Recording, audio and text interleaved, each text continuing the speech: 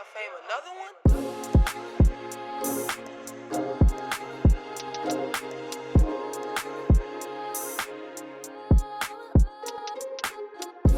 You're Notice I correct. said one of the greatest. One of the greats, Notice I man. said Yeah. No, you have to. I'm not I mean, going. one of the He the number greats. one. He the number one, man. No, KG was a real life unicorn, dog. First one probably, no, but I'm not. Yeah, I agree. Whatever 100%, you say, my man. brother. Whatever you say. I ain't I gonna say agree but nothing else to 100%, it. my I ain't gonna brother. say nothing else to it.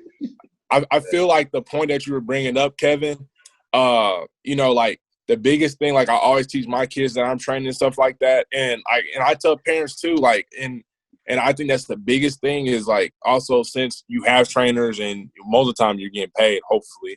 I mean, I know for me it's kind of, uh, but it's like Oh, it's the telling same way. parents Trust me. like you're telling parents that like this is fine, like what I'm doing, but this is the thing about this. This is an hour, and if you come see me twice, that's 2 hours and whatever 24 times 5 is. You know what I'm saying? 2 days of rest if you want to do that. So you're telling me you've only worked on your game for 2 hours. And then so basically I think the biggest development that like people do miss out on is pickup for sure. So what I do, like I always have my adults come in who want to play, and I always keep my little brothers. So and I feel like, that's the reason why one of my little brothers is like he's pretty good. He's at a junior college right now, but since 8th grade, when we had open Always play runs, with us. He always played with us. yep. Always. And then now with my little brother who's gonna be a freshman this year, he's been playing with adults since he was in 6th grade.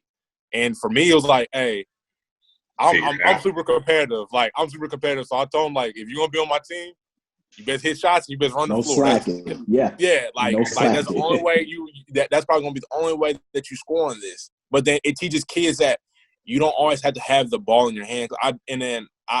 I've reduced the stuff that I do when I'm training with the kids having the ball in their hands. Like now, so like of course I always worked on like off of pin downs and stuff like that. But now I'm doing like, hey, we'll do play one-on-one, but sometimes we'll just do you have 8 seconds to score. Or we'll do you have 3 dribbles, or you have 2 dribbles, or you gonna shoot with jump shots, or you know Always what I'm saying? three So dribbles. Always three dribbles. That's to me. That's a key in just one-on-one period. If you're gonna run like a simulation where it's like, all right, we're in a one-on-one simulation, you don't have time to just take 40 dribbles to get around me. You have 3 dribbles to make a move Right, and get to the cup or get to your pull-up, and that's it. I think that goes to right. what you're saying as far as simplifying the game. yep. Like, don't over dribble, don't overthink it. Just make the move, react off what they do, and then score the basketball. Absolutely. And that's another philosophy that I've picked up. That's a professional thing that I picked up, while I was in college. Back then, and I never played AAU. Another Mm. fun fact, never Really? played Yeah. AAU. Wow. So, and this only because of the area the demographics in the area that I came out of. We didn't have it. All we had was summer league, and that summer league were against grown men. So that's Yeah. that's where that's where I picked my game. So with that being said, understanding the 3 dribble rule in college, that helped me a lot.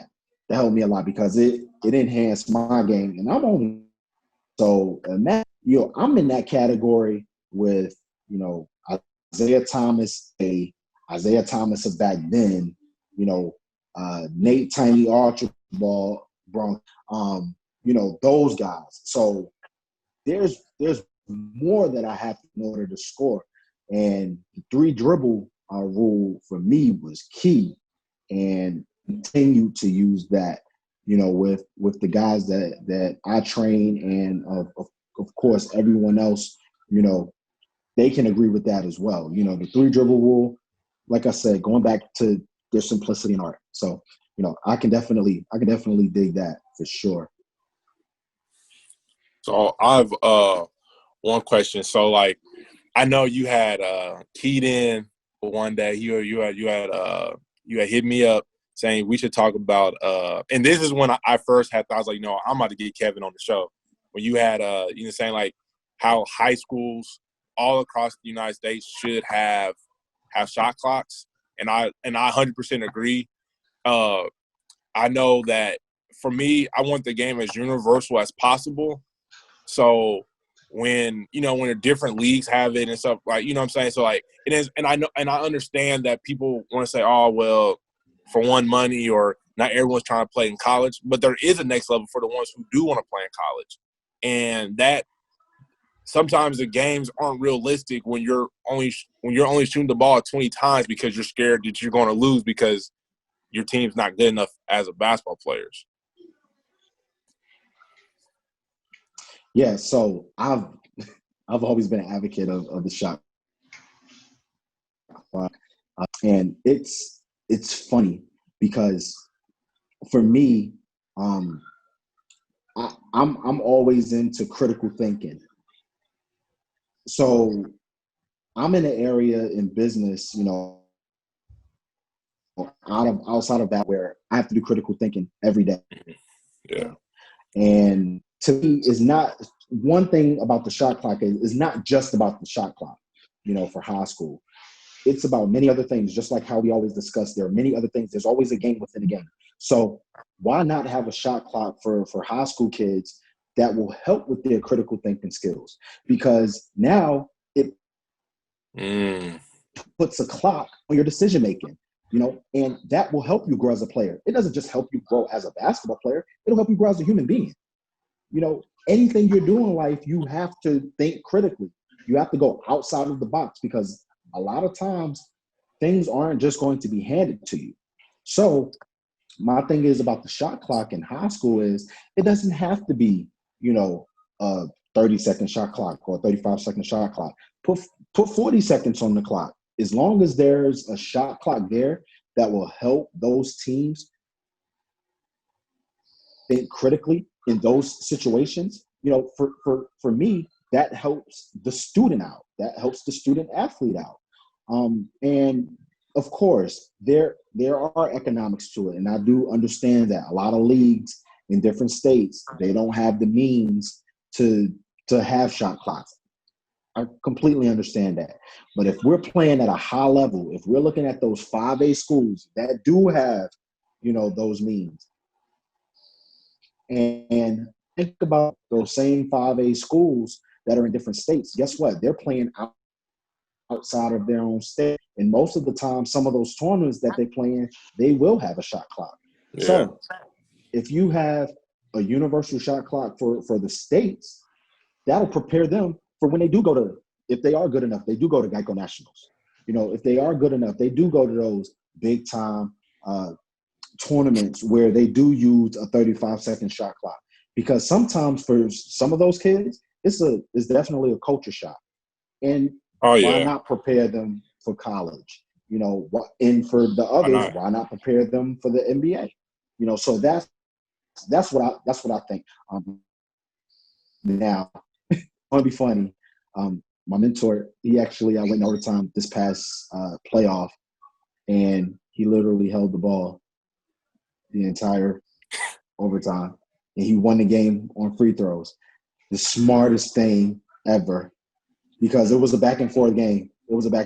So he told his team, listen, if we win the tip, don't run an offensive set. And the opposing team stayed in the zone. Hey, but then that's my biggest thing is like, I don't mind a team holding the ball if another team is in their zone. If you're sitting in the zone, you're not trying to play up or get a 5-second call or anything. That's on you. Yeah, you're allowing it to happen, basically. Right. Yeah. Now it'd be different if they was playing man and they're playing keep away and all that going 4 corners or something. But hey, that's on them. And going off. But yeah, that was the thing, strategy. So going off of like what we were saying earlier, what I was bringing up, thinking outside the box. So it just really came to me probably like the last 3 weeks or so, like saying how different it is. Me and my brother was talking about like LeVar Ball and stuff like that, and I told him like, man, it's crazy now, all the stuff that's coming to fruition now with the NCAA about to let players get paid for their likeness and for, the G League throwing out money for these young elite prospects and stuff like that. But it's crazy because for one person who thought outside the box, outside of the NCAA realm, and it's so funny because I told my brother like LaMelo really lived a 2K life, like you know what I'm saying. But someone had to put the groundwork in for this to happen for Jalen Green and for other kids in place, because we don't have those academies. We don't have. I mean, think about this: like Imani Bates and LaMelo Ball. After a certain point in time, probably at 16 years old, they probably should have got paid. Like Luka Doncic, I'm pretty sure at 16 years old. Now, was it a big? Right. Should begin probably being paid because for some people, that's where they're going. You know what I'm saying? Mm-hmm. We're not talking about for the Damian Lillards or Stephen Currys, but for people who it looks like they're for sure, as long as injuries don't happen or anything else, like I feel like there should be some type of realm for them to still have that academy or whatever. Because I mean, what's the difference of being overseas and you're getting paid when you're 16 years old, but when you're over here and you're American and probably more than likely probably gonna be the face of the league, or people gonna know you more than that other guy. So, so what do you? So from thinking outside the box, how would you think it'd be the best way to develop something like that? Since you are a consultant, so if I'm bringing a business to you, and I'm like, hey, I want to open this academy up that will help, or I want to spring an idea to the NBA. What would you say? I would say, why not? Because if we take a look at, the expansion of the NBA since, took over, they've always looked at different ways to expand their brand. One of the biggest things, and I don't know if people have been paying attention to this, but the NBA now has an Africa League. Yep. And they've taken the soccer approach to the entire game of basketball. And if you think about it, and if you research it enough, the soccer game is an international game. We all know this. But little do a lot of people know is the soccer game, a lot of academies that come behind it. And that's where some of these prospects come out of. They come out of these academies. So if you were coming to me with the idea of, hey, let's create a basketball academy, why not? I'll say why not?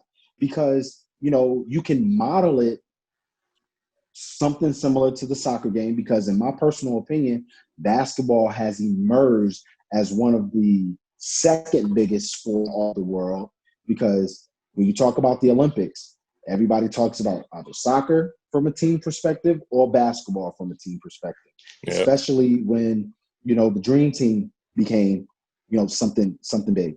So, I agree to that aspect of, creating these academies and not necessarily just, nitpicking some of these players, but if we have players where the scout is saying, listen, this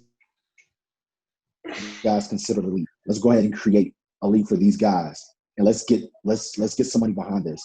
I'll be totally behind it, and I'll totally watch it, because these are the next level prospects. These are definitely the next level prospects, and I see what the NCAA is doing from that perspective, because I was one of those guys who was a walk-on, and I was like, listen, I got to do all of this, and I'm a walk-on, and I gotta do work study, and I gotta go to practice, and I gotta go to weight training, and I gotta go to film session. I'm not a scholarship player, so I didn't get the same benefits that the scholarship players got, even though I did see what the scholarship players were going through. So I do agree for your likeness, getting endorsements, not being handcuffed by the NCAA, because they're selling your jersey without the name on the back of it. It's still your number. Everybody still knows, it's you. Oh yeah, we're not for sure. reaping the benefits of that. So, I see what they're doing, and I see what the NBA is doing, and anything to help the athlete, especially the Black athlete, I'm all for it, and as long as it's something that's good for the black athlete, and for the athlete as well, I'm all for it. So the academy idea, I would be one of the first scouts to try to look at some talent and see, hey, is this guy elite enough? He might be elite enough. Let's see if he'll join our academy. And give them that opportunity to grow. So I would definitely try to pitch that, especially to the NBA, which is what they're already doing. Give kudos to them. I would also add that, like, I think it's something to be said for having this academy for the young men that like maybe aren't getting they're elite players talent wise, but don't maybe have access to elite coaching always. And it's something to be said for elite coaching for somebody that looks like you, and not to like be that person, but if you have an elite coach that has kind of gone through a similar situation as you growing up, and maybe a similar, I mean, they've done it basically. And so I feel like when the NBA, they're doing better about it, because the NBA is a forward league and they're forward thinking. Yeah, sure. I think it's something to be said for having people that run these leagues, or probably a part of them, that look like the athletes that they're bringing in. And I would definitely say that that's part of how you build an elite athlete. I think you have him come up around people who are able to understand his situation. And a lot of times when you send these kids off to these higher education schools, there's not always people around them that can support them adequately, if that makes sense. And I think the NBA would do, if this academy was to come into fruition, I think a good thing to do would have a whole lot of former players, and when I mean a whole lot of former players like yourself that have professional experience. So, and to add on to that, let's talk about financial literacy. That's one of the biggest things that important to me. Huge. Because I consider myself, a business-minded person. So when we talk about financial literacy, let's talk about the economics. I'm a big person when it comes to the economics of things. How has inflation impacted us? How has the gross product, or GDP, affected us? And our athletes, and more in particular, our Black athletes, they don't have those means to understand that. Yeah. So you have the elite athlete, they go from eating PB&Js to now having a whole lot of money. They don't know how to manage that, and we've seen it. We've seen it. It's evident. And the biggest thing, like I'm teaching my son now. He's 6 years old, and I'm already in taxes. So, for example, he wants a few cheese puffs out of the bag. So, okay, you can have your cheese puffs, but guess what? I'm gonna take this for tax, just for you asking me to fix you some cheese puffs. And like, he's looking at me like, why are you taking my cheese puffs? And part of that is just to teach him that your gross product is not something that you're going to keep. Somebody's going to take something from you, to help for other things. And at that point, that starts the conversation for financial literacy. So I really think it's important, if an academy were to be established, more financial classes, to help that athlete, because more than likely that's what they're going to be learning in life anyway.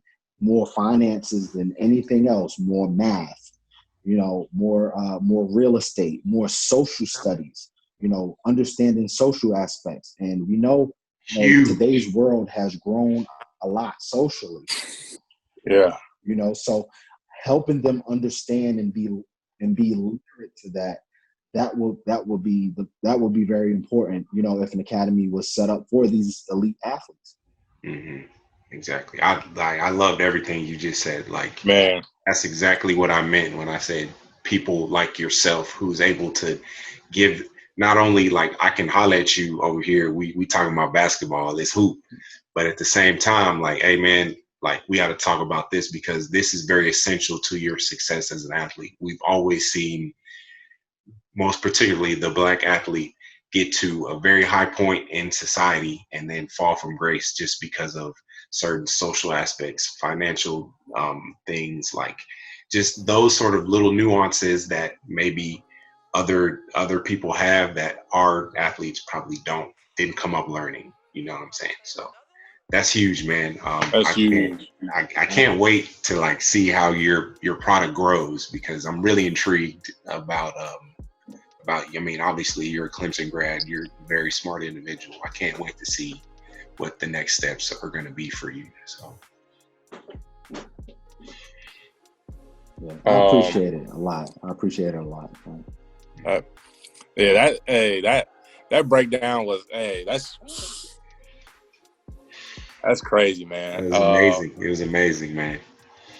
So normally how we kind of wrap up our show, we always do, you know, your three favorite basketball players from past, present, you know, whatever three favorite outside of because I already know everyone's going to say Jordan. So let's just throw Jordan out of it, and you know, since you know, personal favorites, basically. Personal favorites, yeah, your personal that you have favorites. A story with, like that you feel like impacted your game the most. Yeah, sure. So if we're gonna go past, gotta go GP. You know, Gary Payton. That's the reason why I wore number 20 when I was in high school. The reason why I wore number 20 was in Clemson. You know, a relentless defender. You know, a very smart point guard. The only thing that I didn't pick up from him was the trash talking. I was that guy that was like the quietest guy, but my impact, you know, for my teammates, I had the intensity of let's say an MJ, you know, for my teammates to get better. You know, they understood me, but the opponent never understood me because I was always quiet. I just had that killer mentality. Like, listen, if you want to talk trash to me, that's fine. But I'm going to take these cookies right quick, and I'm going to go on the other end and lay the ball up, you know, while you talking your trash. So Gary Payton, Chauncey Billups, big guard guy. That was a big time player for me. Fun story. Everybody was going for the Lakers back in 2004. I told everybody, yeah, going to lose in a sweep on 5. It was like, oh, you want money on that? Let's put money on. Yeah, let's put money on it. Yeah, I got a good grip from that little bet. Just because I knew what Chauncey could do, I knew what that team could do. You know, I knew they were going to win the championship when Tayshaun ran the floor and blocked Reggie Miller. You know, when, I think that's to this day. To this day, I don't know how he did that. Like, he wasn't even in the camera angle, and he just like crazy. Right. Yeah, he just came out of nowhere. You know, that solidified the championship that year. And then my last one, you know, my personal favorite, got to be Melo, man. I mean, he's a Syracuse guy. You know, I've always loved Syracuse, and I give the nod to Melo just because, you know, he was a freshman that brought us our only national championship.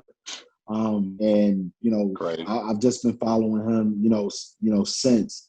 So those are my 3 personal favorites: GP, Chauncey Billups, and Carmelo Anthony. You know, those are my 3 personal favorites right there. Big time, man. And then for the last question, do you have a motto that you live by, or you tell the kids that you train, and you know, like your motto that you just sworn by your life, pretty much? Absolutely. You know, the biggest thing that I tell my kids I live by is always mind over matter. You know, in life, in sports, you know, the game is 90% mental, 10% Mhm. physical. So, mind over matter. And, just being true to yourself, those are the words that I live by. So I always, I've always had a humble heart, a big heart, especially, for my clients and for my kids. And I just want them to understand, life isn't always going to hand you, flowers, so you got to go out and you got to earn it, but you got to think, always think, don't go into any situation with emotion, always be level headed going into every situation. So that's what I live by, just mind over matter. And iron sharpens iron as well. Yeah. So, have a good team, behind you, and always, sure that, your responsibility is to make sure that the people you love is taken care of. And I don't mean that just by, from a fiscal standpoint. I'm talking about if they, if you got to call something, call them out on it, so that's the only way healthy relationships continue to prosper. So, that's what I live by. That's exactly what I live by. Always think before you have an action, and always stay true to yourself. Hey, Kevin, we most definitely appreciate your time. Like, I'm happy that you even, you view the show, and, I appreciate every kind word that you said to me about our show. And, I appreciate, man, I'm telling you, like, you don't understand how much I appreciate you just cutting out some time, even though I know we're supposed to do it another day, but you still, was like, man, it was patient with us, and, that you was able to, give the viewers like your world, and like how, like, I feel the biggest thing about our community that I was just saying is, like, we don't always share love in our community. I think sometimes, like, and I don't want to make our show about a race thing, but I see other races, they keep their dollar where their dollar is, and if one person's doing bad, they try to bring them up. For us, it's kind of like a kick down, or okay, his stuff is cool, but and it's and one thing I always say, like, sometimes critiquing somebody's thing doesn't mean you're hating. That's one thing I always want viewers to know. If you're critiquing somebody, it doesn't mean you're hating. But the fact that you always come and give exactly and give good remarks, and that you like, it's just, it's always love, man. It's always love, man. When I hear from you, man, I really do appreciate it. Where can the people find you, man? And no problem. Where can the people find you? I'm on 2 platforms. Instagram, you can follow me on Instagram, heavy.handle.hoops. And I'm definitely, I'm on Twitter, at heavy hand without the S. All right. So Instagram, heavy.handle.hoops with the S, then heavy handle hoop without the S on Twitter. So that's where you guys can find me, and just a quick shout out. Quick shout out to another one of my boys, Rashad Phillips. I call him my sensei, just because, I learn a lot from him, and he always, put me on game with a lot of stuff. So big shout out to him. And also shout out to my coach, Josh Staley, a slew of other coaches that I have, Quentin Austin, and all you guys. So just wanted to give them a quick shout out. Also shout out to my AAU guys, Next Level Prospect, ex-Coach Drew. So hopefully, we can, once all of this is over, and see if we can figure out some way to get back together, we'll definitely do it. And just shout out to every essential worker out there, and everybody. Hopefully you guys are staying safe, with this pandemic, and we'll get back to another. So I appreciate everybody who follows me, and I appreciate you guys for having me on, because like I said, content A1. So I appreciate everything you guys are doing for the culture, for sure. No doubt, man. No doubt. So yeah, this is just another episode of the Bench Starters. I'm Noel. That's James, and we're out. Appreciate you, Kevin. See you later.